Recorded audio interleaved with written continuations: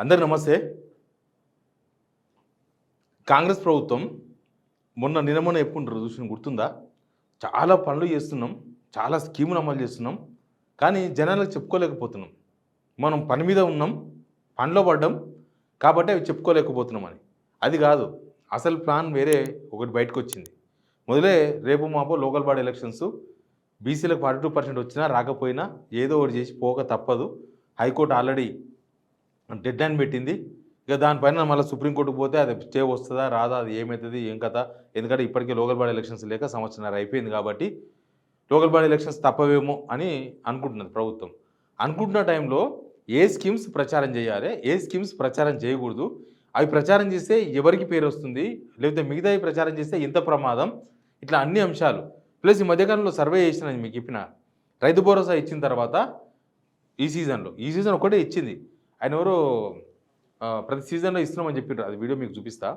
అయితే రైతు భరోసా ఇచ్చిన తర్వాత సర్వే చేయించిండ్రు వీళ్ళు. సర్వే చేపిస్తే గ్రామాల్లో రైతులంతా ఉల్టా మాట్లాడుతున్నారంటే వాళ్ళు బాధ చెప్పుకుంటున్నారు. ఇచ్చిరులే, ఒకసారి ఇచ్చిర్రు, మరి అంతకుముందు వేడున్నాయి అని అడుగుతున్నారు. రుణమాఫీ కానీ రైతులు వస్తున్నారు, ఇట్లా రకరకాల ఇష్యూస్ ఉన్నాయి. ఈ రైతు భరోసాకు సంబంధించిన గవర్నమెంట్కు అదేం ప్లస్ అయితే కనిపిస్తలేదు ఎలక్షన్స్లో.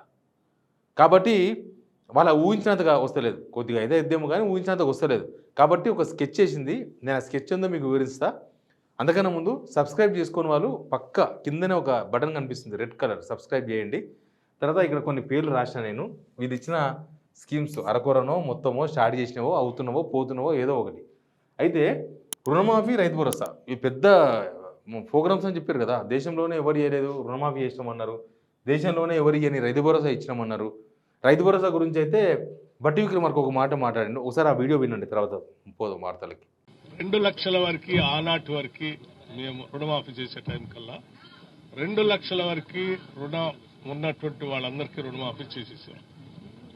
అది అయిపోయిన అంకం. ఆ తర్వాత ప్రతి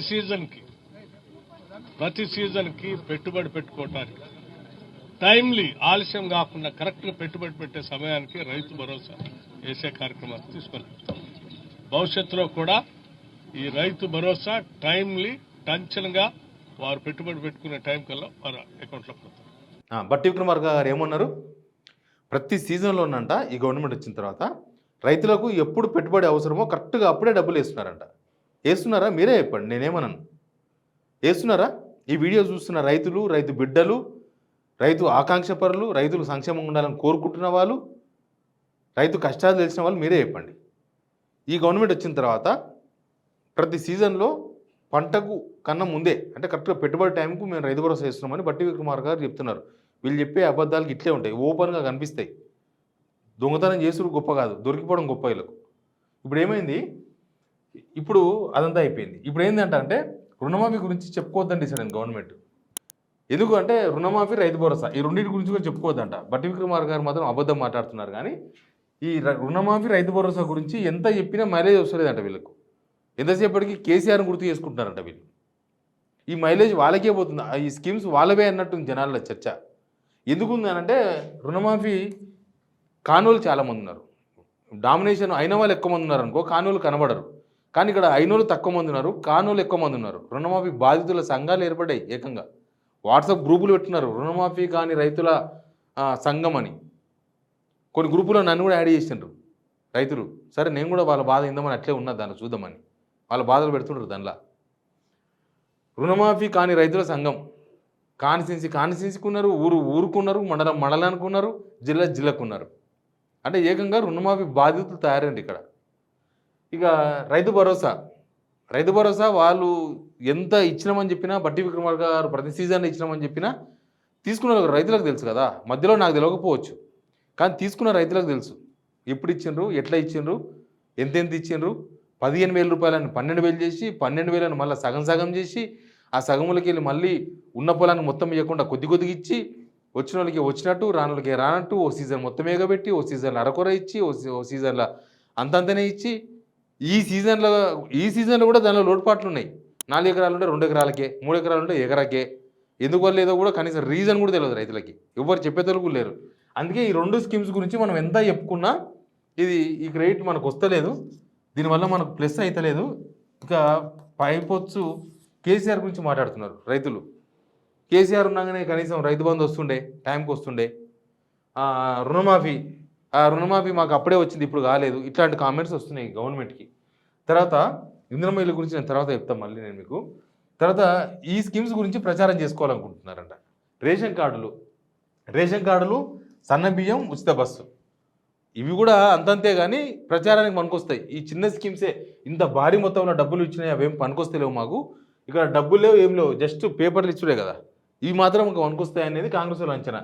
ఈ ration cards launching already Revanth Reddy గారు పార్టిసిపేట్ చూసిన రేవంత్ రెడ్డి స్పీచ్ అంతా. తర్వాత సన్న బియ్యం మనమే ఇస్తున్నాం, ఎవ్వరు ఇస్తలేం, ఇవే మా ప్రోగ్రామ్స్ అని చెప్తున్నారు ఇప్పుడు. తర్వాత మహిళలకు ఉచిత బస్సు, ఈ 3 పనికొచ్చే స్కీమ్స్ లాగా గవర్నమెంట్ ఇప్పుడు అనుకుంటుంది. ఈ 3 స్కీమ్స్ మీదే ప్రచారం చేయాలి మనం. ఈ స్కీమ్స్ పోవద్దు, ఈ స్కీమ్స్ పోతే మైనస్ అవుతుంది. ఈ స్కీమ్స్ చెప్పుకుంటే మనకి ఏమన్నా 4 ఓట్లు పడేటట్లు ఉంది. రేషన్ కార్డులు ఇస్తాం, వచ్చిన వాళ్ళకు వచ్చినాయని చెప్పొచ్చు, రాని వాళ్ళకు వస్తాయని చెప్పొచ్చు, ఇంకా ఇస్తామని ఆశ చూపొచ్చు. ప్లస్ సన్నబియ్యం కూడా ఎవ్వరికి అయినా సన్నబియ్యం మేము ఇస్తున్నామని, సరే దాని మీద జనాల్లో భిన్నాభిప్రాయాలు ఉన్నాయి. అది నిజాన్ని కూడా సన్నబియ్యం ఎవరికి పనికి రావాలనో వానికి పనికొస్తాయి 100%. సన్నబియ్యం మంచి స్కీమే, సన్నబియ్యం చాలా మందికి పనికొస్తుంది. 50 రూపాయలు 60 రూపాయలు పెట్టి కొనుక్కొని తినే పరిస్థితి లేని వాళ్ళకి, మరీ సోనమసూరు బియ్యం కాకపోయినా సన్నబియ్యమే కాబట్టి సన్నబియ్యం స్కీమ్ కొంచెం వీళ్ళకు పాజిటివ్గా ఉండొచ్చు. అవి ఓట్లు పడతాయో నాకు తెలియదు, ఓట్లుగా మారతాయో మారవో నాకు తెలియదు, కానీ జనాలకైతే ఆ స్కీమ్ మంచిదే. తర్వాత ఉచిత బస్సులో అర్థాలు ఉన్నాయి, నానార్థాలు ఉన్నాయి, పరమార్థాలు ఉన్నాయి. ఇక అది దానివల్ల చాలా నష్టాలు కూడా ఉన్నాయి, అన్నీ ఉన్నాయి ఉచిత బస్సు విషయంలో. కానీ 3 స్కీమ్స్ ప్రచారం చేసుకోవాలని డిసైడ్ అయిపోయి ఇప్పుడు వీటి మీద ఎట్లా ప్రచారం చేయాలనే దాని మీద గవర్నమెంట్ ఒక స్కెచ్ చేస్తున్నది. ఎట్లా దీని మీద గ్రామాన ఒక ఏమంటారు